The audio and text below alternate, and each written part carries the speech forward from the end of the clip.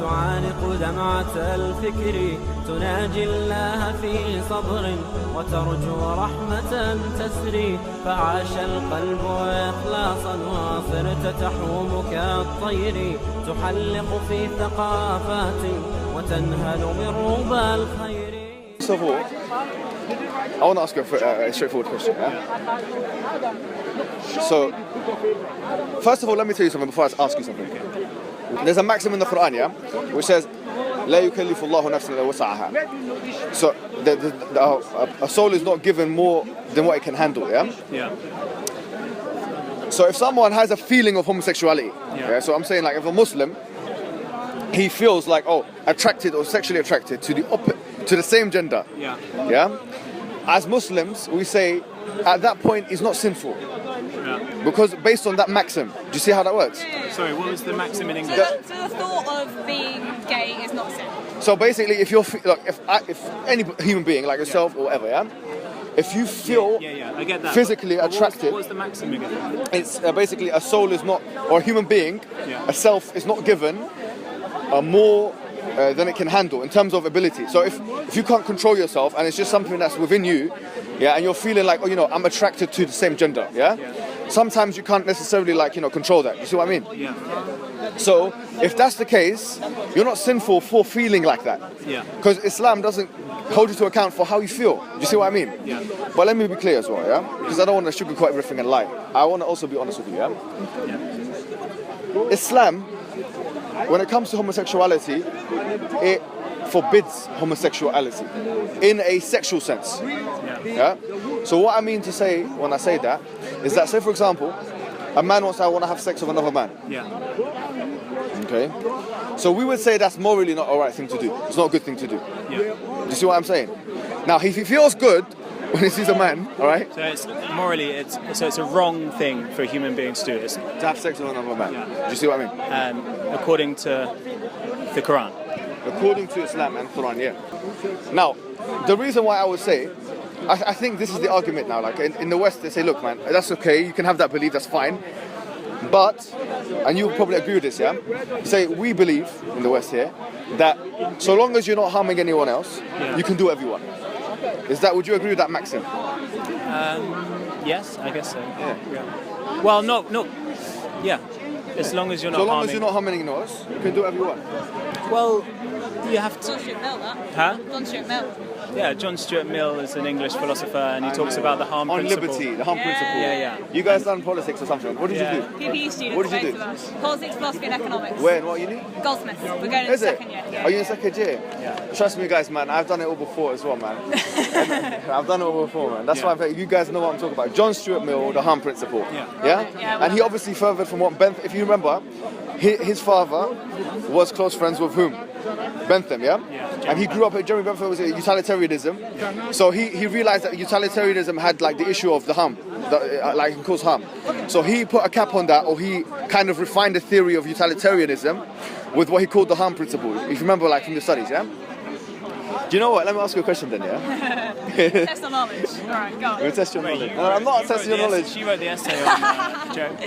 I'm also the bisexual here as well. Are you bisexual as well? All right, fine. That's two, So, okay, let me ask you a question straightforward, Do you accept, do you think, if I said to you, look, all things aside, a mother and a son, they can wear protection, all right? They wear protection and stuff. A mother and a son. Get involved into a sexual relationship. Do you consider that morally acceptable?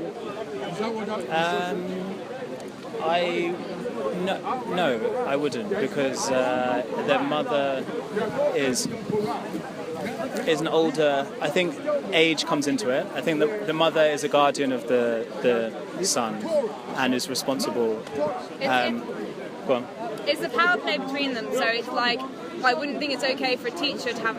But if they're both consensual. Even if they're both consenting, I wouldn't think it's okay for a teacher to have sex with a pupil because of the power dynamic that exists between them. Same with the mother and the son. There's a power dynamic there. I think if the son had reached the age of 18, which in England agree there is an age for sexual consent, and like you're an adult now, and you can Raise your voice just a little bit. Raise your voice just a little bit. yeah, if 18 is the age of sexual consent, you can make a decision as an independent adult. Yeah. You have to have sex with whoever you want. Therefore, if a mother and an 18-year-old decided to have sex, then I would consider it very strange. So you wouldn't accept it? You say it's immoral, yeah? Or a father and let's say a granddad and his granddaughter, but they both, like, the granddaughter's over the age. But my issue isn't that they're related, it's the power dynamic that exists between... Okay, I'm with you, I'm listening to your point. I think you've made a good point, actually, like, it's an interesting point. Because whatever age someone is, there's still going to be power relations between the two individuals. I'm accepting what you're saying now, but what I'm saying is that if we're accepting that the maxim that we're being morally consistent with is the harm principle, the maxim basically that you can do whatever you want so long as you don't harm anyone else. Yeah. Then I feel it would be a contradiction of that harm principle if we said, okay, you have one rule for homosexuals and a different rule for those people who practice incest. Because actually... But are you saying that incest is the same as homosexuality? What I'm saying is, can I ask you a question? Yeah, of course you can. What would be in your minds the difference between incest and homosexuality? Because incest exists in this power dynamic that I explained, that like mothers have power over their sons and like but the power and responsibility to bring them up. So can I tell you something, Cam? Yeah. The things that you've mentioned, and also there's a but I'm with you. There's no power dynamic. There's inherent love and there's an inherent connection. Right. So it's due to that relationship. Yeah. Do you think there's a naturalistic element which makes it like naturalistically unacceptable? There's a bond in which demands a certain responsibility from the older guardian. Okay, can I tell you something? I'll be honest with you. Yeah. This power dynamic issue is an issue which is, first of all, sometimes if you've done philosophy and PPE and stuff, yeah. So I can tell you that you've got. I remember doing this when I was in uni as well. Yeah, I finished. Yeah. Do you guys remember like doing power? Like, did you cover like theories of power? Robert Dawah. His conception of power, Backrats and Barretts. Do you know? Have you not done that? All right. So basically, there are different conceptions of power. Yeah. From a philosophical perspective, it's difficult to actually track what power is. Robert Dawah, he said that power is the ability for person A to change person B's ability to do what he otherwise doesn't want to do, or something like that. Then there's the second layer of power, which is Backrats and Barretts. They advance on this theory, etc. So first of all, when we talk about power dynamics, and obviously from a philosophical perspective, you've got Michael Foucault, who talks about power in a very complicated way. But it's very possible to have someone that is under the age of consent, like in theory consenting to having sex with someone much older than them. So they're both technically saying, yes, I want to do this. Yeah, I'm with you. But it's not what I was saying to you is that power, it's in and of itself as a concept, as a construct, is a very difficult thing to define. And that's why you've got so many different people defining it in different ways. Michael Foucault, Backrats and Barretts, Robert Dawah. Now, what I'll say to you that, so using this construct, which is power, to deem something as immoral is basically arguing in a circle, because first you'd have to prove that it exists in a certain way, and then you'd have to identify how this power exists in a certain relationship. Do you see what I mean? So, but I would say this. I would say that, I'll be completely honest with you. From an atheist, you guys, would you consider yourself like non-religious, yeah? So like, you don't believe in a higher source, yeah? I do believe in something that underlies everything. So would you? Okay, fine, I'm with you, but you don't believe in God. I haven't sort of. I haven't established what this underlying something is, but he may be God, but he's a multiplicity of some kind. Okay, I'm with you, but can I tell you something, Cam? If you don't believe in God, my question to you would be, straightforward question, where do you derive your morals? In terms of objective morality, do you think you can get objective morality without an all-knowing, all-wise entity that can dictate them for you? I think objective knowledge can still be sort of apparent to me through this sort of rationale and reasoning between individuals, which is like this underlying something. It is an underlying unknown big other that we are none the wiser to. So you're not completely dismissing the fact that there could be an entity out there that's like that, right? Yeah. I'm with that. But what I was going to say to you here was, this is my... Just like science bases itself on objective knowledge. Yeah. Well, to be honest with you, the scientific method doesn't do that, because the scientific method itself, it gives you certain knowledge that you can rely on a certain time period, but then that can be falsified later on. Of course, but it's not certain truth though. Yeah, it's not certain truth, but I feel like, in different situations you reason different outcomes to the certain outcomes that you want, right? Like if you're under threat, you wouldn't behave in the same way as if you were unthreatened. I'm with you, but what my point to you is, like, have you guys read Nietzsche yet? Nietzsche. Yeah. What book have you guys read? Beyond Good and Evil. Beyond Good and Evil. Do you know how hard that is to read? Have you seen that book? No, don't. I mean, it's a difficult book to read. Test me or no, don't I'm test not going to test it. But it's a difficult book to read. You agree, yeah? It's like the gay science. He wrote another book called The Gay Science. All right. Nietzsche. People like Nietzsche. People like Bertrand Russell, philosopher, atheist. People like Derrida. Jacques Derrida, you know him. These are postmodernists, yeah. So basically, they don't believe that objective morality exists. Yeah.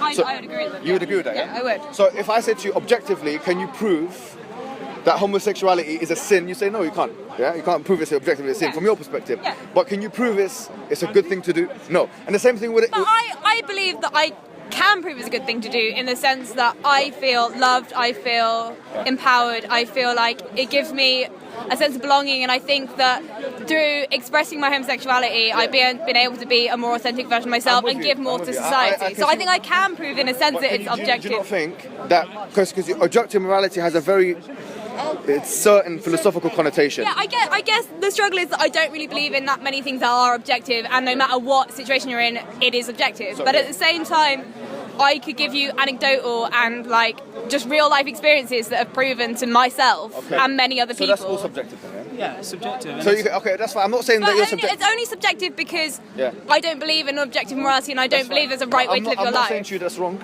I'm not saying to you that you're not entitled to that. Okay, right. I'm not saying that. Yeah. But I'm just saying that. So it's very difficult for us here, from a non-objective perspective, to actually condemn anything morally. So even if I say, because you said that it causes me love and this and that, like I feel, you said my homosexuality makes me feel X, Y, Z, yeah? I'm saying to you that Hitler might have felt good when he was sorry, but when he was doing what he was doing, right? Yeah. It doesn't mean that because of that feeling that necessarily means that what he's doing is moral. But Hitler might have felt good, but at the same time killed millions of people. I feel good, and I'm not stopping anyone else from. So going back to the Hum principle. Yeah. Can we prove that liberalism is true, objectively? You know liberalism, the one that we described by John Stuart Mill on Liberty. You know the book. Yeah. Right? Can we prove that ideology is a true ideology, objectively? No. You guys, this is a good discussion, don't you think? All right. Okay. Let me say. Prove that. No. Okay. Listen, guys. I want to tell you something. Yeah? So I say to you the following thing. Yeah? 2 points I made to you that I want to reiterate. When it comes to the issue of homosexuality, I said to you, look, why do you accept that so long as you can do whatever you want, so long as you don't harm anyone else, yeah? I mean, it's hard to measure that. Yeah, but you said you accept that as a maxim. I accept it in theory, but at the same time, But you don't say it's an objective maxim. No, it's not an objective maxim at all. But you accept it because it's impossible to measure how the ramifications of how you behave affecting other people. Fine, I'm with you, yeah? So you accept it as an objective maxim. What I'm saying to you right here and right now is that, first of all, we're not being able to prove that. We can't prove that, and you know that, right? We can't prove that it's an objective maxim. But even if we applied that objective maxim and we put it into practical usage, we realise that you'd have to allow incest to occur. And you said you don't like it for naturalistic reasons. But what I'm saying to you is that those creationists who make the same... I find it problematic that you think that incest and homosexuality are very... Can I ask you the question, what is the difference? Why is it a false comparison? Because incest is... Why is it a false comparison? It's an act that involves very complicated power dynamics with mothers and children. I told you before that the word power has philosophical connotations which you have to unpack, and people define it differently. So Michael Foucault, Robert Dahl, and Backrax and Barrett. There's a lot of ambiguity in the sexual attraction. There's a lot of ambiguity in the way we relate to each other. But can I tell you what I think, yeah? I think the reason why homosexuality is accepted and incest is not as accepted is because in the 1960s and 70s, you had a movement of homosexuals that came out publicly demanding rights, and that was listened to by society, and it became the social norm. Had you had the same movement for incest, for people that practice incest... It didn't happen. You're it's a hypothetical situation. We're talking about individual freedom. We talk about... But then again, the person that wants to be in an incestuous relationship should have his individual freedom as well. Yeah, of course, but okay, you can talk about sort of universalizing. Okay, you with me now? Do you see where I'm coming from? No, I see where you're coming from. But there's a problem because. What's the problem? As I said, like when you asked me, do you have a problem with incest? I said, if someone is of age, if they were 18 years old, let's say 35. They both the man is a 35-year-old man, big man like me, and the mum is like 55, and they want to get into an incestuous relationship together. I wouldn't say that was morally wrong. Okay, so now you've retracted. No, because I didn't know, but I would say it's very strange because. But that's just your value judgment on it. Yeah, it's my value judgment. Because they knew each other, like the mother knew them as a child, and they were a child to them, and they're still a child. And the idea of adults having sex with children, I view as morally wrong. No, but they're not children anymore. He's 35. But Woody Allen. Woody Allen adopted a child. She grew up to when she hit 18. He started getting with her, and then he ended up marrying her. I genuinely don't think anything's wrong with that. Okay. What's wrong with that? What is? She's not his. She's not even his daughter. I know, but. But I don't think the relationship there is a relationship of equal power or a relationship... But remember what we said about power. Okay, I'm going to stop using the word power because that's the only thing you have to cut me down on. Okay, I don't think the relationship there is one that views the two people as like equal people because the mother has taught the son or the father has taught the daughter this is how you should live your life. But equality is once again, you can't prove that objectively, can you? I can't prove anything to you objectively because I don't really believe in objective truth. So it's kind of like a non-point. I can't prove you objectively anything. I get your point. Right, so do you see, what I'm saying to you is the following, that we have to be, whatever paradigm we want to work within, we have to be morally consistent, I'm a Muslim. What I believe in is that basically God, there were prophets that came before time, that God revealed a message that He is singular, He's one, etc., etc., to all these prophets. And that these prophets came with two things. They came with an evidence base and they came with a message. The message was that He was one, God is one, etc. And that you have to obey God. That's the message. In that message, there's basically God's expectations we have to be. In that message, I'm saying to you that we believe that homosexuality, the act of penetration, sorry to be graphic. What if you're a girl? What if you're a girl? What about it? It's still like... You can't have penetration if you're having two girls having sex. You can if you use some... I mean, you can. But if you don't have penetration with two girls having sex, is it morally wrong? It's morally wrong as well, we would say that. Yeah, we would say basically... But why? If it's the act of penetration, why... The question of why, the answer of it is a straightforward question. The paradigm is that God knows best, yeah? Sure. Yeah, so God knows best, so He's telling us it's wrong. But if you're saying the act of gay sex is wrong because of the act of penetration... No, it's not that. So why is the act of gay sex... Why is it wrong? Yeah. The answer from our paradigm is because God said so. And God is all-knowing. And that's objective morality. Therefore, everything that comes from an objective moral perspective is what we follow. But even if you wanted to use your own words against, because you did mention naturalistic things, yeah? You said that incest is unnatural, yeah? I didn't say that. Well, I think we agreed upon that at some stage, but we could use that very same argument against homosexuals. I didn't. But homosexuality exists in so many different species. It existed throughout the whole of time. Fine. So does murder. I'm not saying that you're a murderer. I think it's hard to argue that it's unnatural if it existed like penguins. Penguins don't like make moralistic decisions. They make naturalistic decisions. So because they don't make a moralistic decision, remember our maxim that they don't get charged for that. Do you know that the penguin, if he decides to enjoy another penguin, male one, and it was a male penguin, then he doesn't. But look, I tell you what, I really respect where you guys are coming from because I feel like I feel like you've understood my argument. So I feel like free discussion and conversation, the one that we've had today, is a vitally important thing that we should do. And I think that's a point of agreement. In your opinion, can like Muslims and homosexuals live side by side? Indeed. Oh yeah. Look, I mean, that's the thing is, this is, I think, one of the biggest misconceptions where people actually feel, because of the things that's happened, the like recent incidents and whatnot, that we are out here to kill civilians or something like that, or that we are out here to hurt homosexuals. It's not what we believe in. So we don't believe in the Quran. It says in chapter 2, verse 256, "La ikraha fi din qad tabayyana ar-rushd min al-ghayy." It says that there's no compulsion in religion, that the truth is very manifestly clear from the falsehood. So with that, I will conclude. But look, I'll tell you to do one thing, as if you don't mind, and I'll let you think about it. Can you do me a favour? When you go home, start reading the Quran. I do want to read it. Read it, because if you're doing PPE, you will get. I'll tell you what you guys are going to have. You're going to have a good insight in the world. Because I've done a very similar course in uni. What did you do? Sorry. I done politics. Then I done a postgraduate in history, and then things after that. But the point is, there was a lot of like philosophy modules in that one.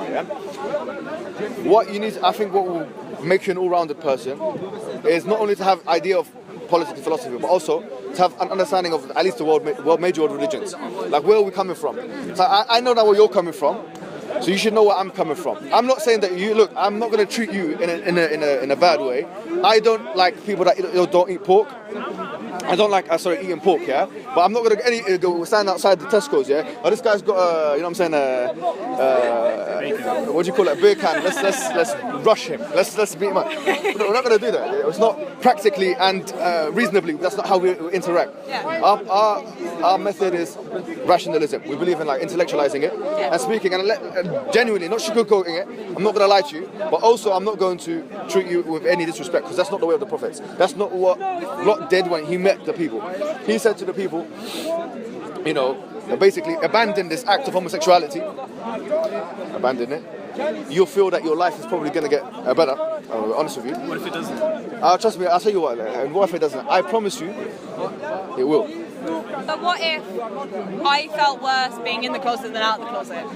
Do you know what? It's not all about how you feel from a sexual perspective. Can I tell you that? But not from a sexual perspective, in a sense of like me as a whole human being. I feel like I'm a more authentic version of myself if I'm honest about my homosexual feelings. Do you know what? You've got to ask yourself a question now. What is the purpose of life? Because if you answer that question properly, then you can answer what would be the most authentic version of you. Do you see what I mean? Yeah. You are authentic when you're doing your purpose. There's a basic human function. We've got to ask ourselves, what is that basic human function? Do you see what I'm saying? Yeah. Alright. Well, it's been fantastic. I'm going to run now because I've got to pray and go to these guys. Well, thank you so much for everything, Thank you very much. Brilliant. Fantastic, Thank you very much. Take care.